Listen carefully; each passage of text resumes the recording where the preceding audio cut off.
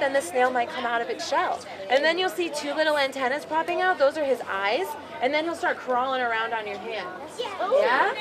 Okay, you guys. So the Learning Barge allows students to come out, get out of the classroom and kind of get their hands dirty, do a lot of hands-on activities that they might not do in the classroom. They come out to be junior watermen and scientists for the day. They do everything from touching river critters, they conduct real-life science experiments, they learn all about the benefits of wetlands. So I definitely think it's a really unique experience for them, especially for the students in Hampton Roads. A lot of them come from, a few miles away and have never been to the river, so it's really cool to be kind of their first nature experience and have it be a good one. How's everybody doing today? Okay, we're going to teach you all about the male crab and the female crab. Right now, this is a female right here. It's got the orange tips on its claws. We got some oyster toads here that we caught. A lot of times, if he gets in the crab pot, the crabs won't go in there. So he's not our best friend. This over here is our crab bait. That's called menhaden. And we use them to put in the crab pot every day. And the crabs come in to eat that bait, and then they swim up and they can't get out. And we catch them. All right, and this right here is a female crab. It's a female crab that's got an egg on it. She's what we call a sponge crab. There's like 2 to 3 million eggs in that little egg sac right there. Hopefully you'll understand the importance of the grasses and everything that helps the crab survive.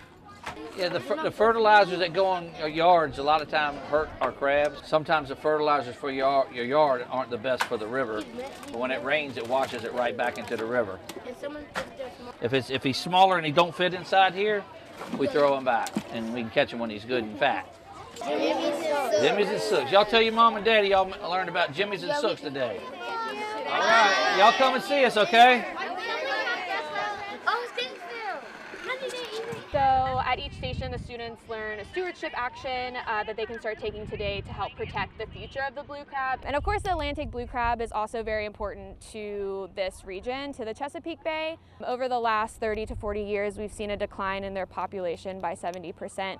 They learn all about, rules and regulations of crabbing. So hopefully this can protect the populations in the future and therefore help the economy. I have a grandson now, and I want this way of life to still be there for him and future generations. I'm a 4th generation waterman, so my great granddad, my granddad, and my dad all worked the water right in the same area. So the things that are impacting the blue crab, like sea level rise and increased flooding and habitat destruction, is also impacting us. Definitely make more connections when it's time to talk about it in the classroom. Actually, it makes them more aware, which is really good, because before coming out here, it's like they have a little background knowledge, but making them more aware of how to keep the environment clean. They use those things that they learn. They tell me, they go back home and they tell their parents, oh, we have to make sure we clean up after our animal. We have to make sure we don't do these things to keep the environment clean.